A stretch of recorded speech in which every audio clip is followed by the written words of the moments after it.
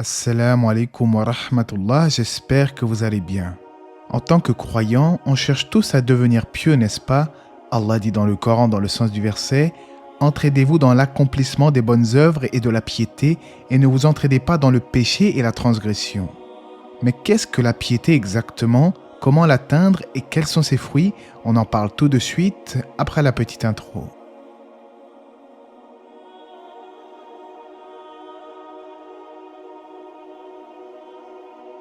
Étymologiquement, le mot piété en arabe taqwa désigne le fait de parler peu.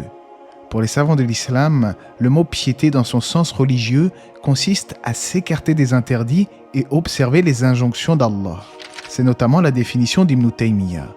Ibn Kathir de son côté a des propos similaires et explique dans son tafsir que la piété est un terme qui comprend l'accomplissement des obéissances et le délaissement des choses blâmables. La piété est une obligation et chaque musulman doit chercher à l'atteindre.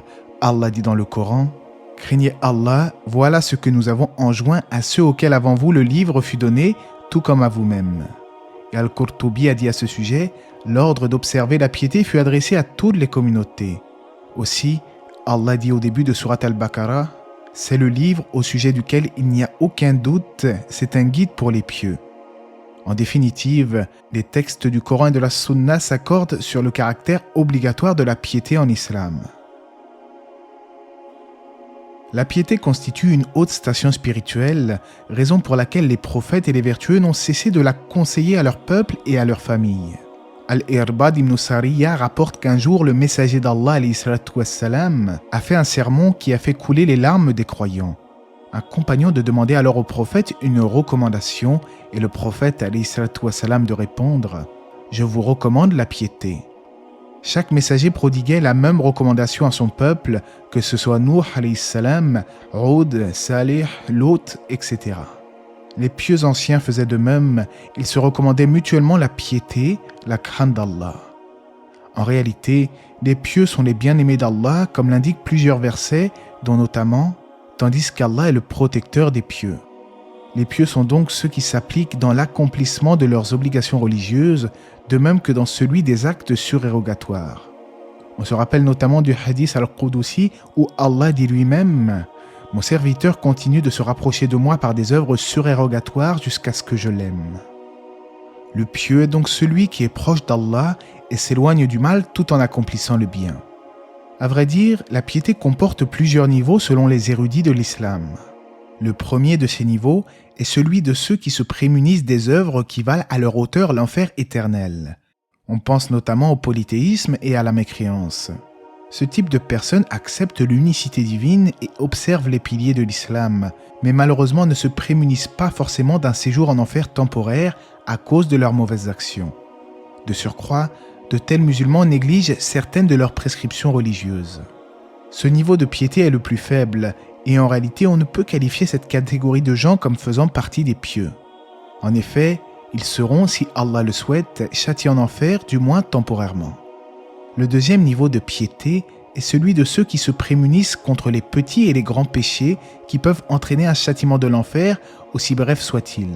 Ibn Rajab disait à ce sujet, « La pleine piété est un terme qui comprend l'accomplissement des obligations et le délaissement des interdits et des choses équivoques. L'accomplissement des recommandations et le délaissement des choses blâmables, conduites qui témoignent des plus hauts degrés de piété. » Et le troisième et le dernier niveau, le palier ultime si je puis dire, c'est le niveau atteint par celui qui s'élève au-dessus de tout ce qui peut détourner son âme d'Allah. Et quand bien même il s'agirait de choses tout à fait autorisées en islam. C'est le niveau suprême, car de telles personnes évitent ce qui est dénué de mal, de peur de tomber dans ce qui pourrait éloigner d'Allah. Abu al-Darda disait à ce propos, « La piété parfaite consiste pour le serviteur à atteindre un niveau de conscience d'Allah tel qu'il le craint ne serait-ce que dans le poids d'un atome, et si bien qu'il délaisse certaines choses qu'il estime licites, de peur qu'elles soient illicites. Mais alors, quelles sont alors les caractéristiques des pieux? À quoi les reconnaît-on? Je vous mentirais si je vous disais que j'ai rencontré beaucoup de pieux dans ma vie et de toute manière, Allah seul sait qui est véritablement proche de lui. Mais j'ai tout de même, à l'occasion, rencontré une ou deux personnes que je considère comme pieuses. En général, ce genre de personnes évite de trop parler, ce qui rappelle le côté taciturne du messager d'Allah, alayhi salatu wassalam. Les pieux ne commettent pas de grands péchés et ne s'obstinent pas dans les petits. Ils jeûnent à titre surérogatoire durant l'année, apprennent le Coran et l'enseignent aux autres, et sont discrets et de nature posée. Les pieux veillent à être sincères dans leurs paroles et leurs actions, et lorsqu'ils ne connaissent pas quelque chose en matière de religion, ils disent simplement « Je ne sais pas, je n'ai pas étudié cette question ». Ce sont les gens les plus scrupuleux qui prennent en haute considération les limites sacrées d'Allah. En d'autres termes, ils ne prennent pas à la légère la législation. Allah dit dans le Coran, dans le sens du verset, « Voilà ce qui est prescrit, et quiconque exalte les injonctions sacrées d'Allah s'inspire en effet de la piété des cœurs. » Le pieux auprès d'Allah, c'est celui qui est le plus sincère dans ses propos et ses actes, celui qui ne s'emporte pas pour son ego ou pour une affaire de ce bas monde. En fait, les pieux suivent le chemin des prophètes et des messagers, et les véridiques et les vertueux se rangent de leur côté. Allah dit en ce sens dans le Coran, « Ô vous qui croyez, craignez Allah et soyez avec les véridiques. » Mais alors, comment atteindre cette piété? La première chose est d'entamer un processus de purification du cœur et non seulement de purifier son apparence extérieure. En effet, beaucoup de gens, lorsqu'ils reviennent à l'islam, mettent l'accent sur les vêtements, la barbe, etc. C'est une bonne chose de vouloir respecter les règles du vêtement et d'appliquer la pousse de la barbe, mais plus essentiel encore que cela, il y a le fait de se laver intérieurement et de réformer son cœur. Les pieux anciens demandaient régulièrement à Allah de leur accorder la guidance et la piété. Le véritable croyant commence d'abord par se rectifier lui-même avant de vouloir rectifier les autres, et il ne se focalise pas sur les défauts d'autrui, mais cherche plutôt sa propre réforme. Un pieux prédécesseur disait « L'examen de conscience est la base de la piété ». Malheureusement, beaucoup de jeunes gens aujourd'hui passent le plus clair de leur temps à se préoccuper des défauts des autres, à détecter d'éventuelles erreurs, alors qu'ils n'ont jamais appris les bases élémentaires de leur religion. Attention donc à ne pas brûler les étapes et à bien comprendre ce qu'est l'islam et sa spiritualité. La science islamique doit mener à la sagesse et à la piété et non à la discorde et à la persécution de ses coreligionnaires.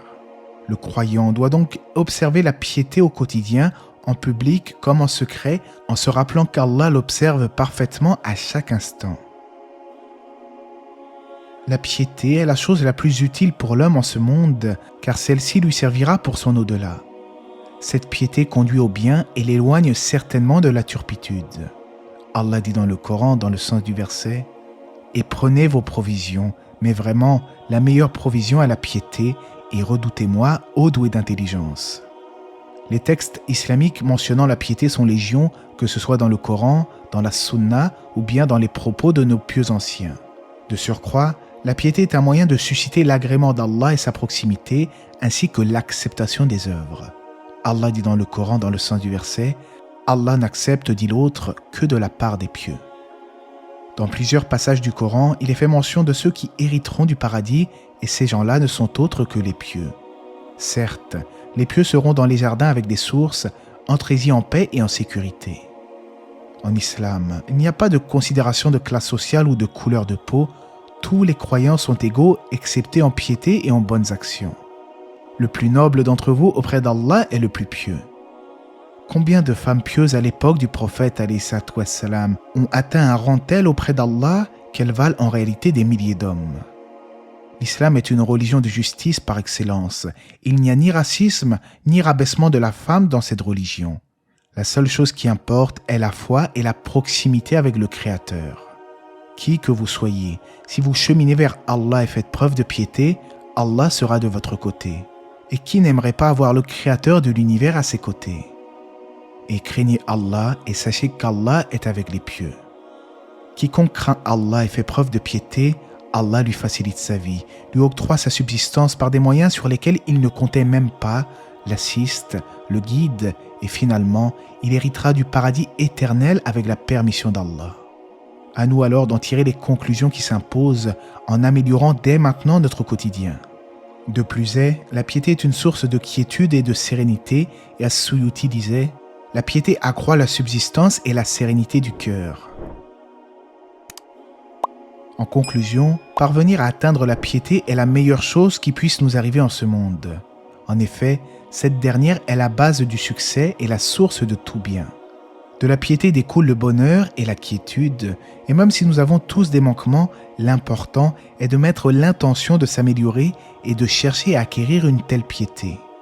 Craignons donc Allah comme il se doit, espérons en sa miséricorde et cheminons vers lui avec constance. Et Allah sait mieux. J'espère que ce rappel vous aura été profitable, que la paix et les bénédictions d'Allah soient sur le prophète, sa famille et ses compagnons.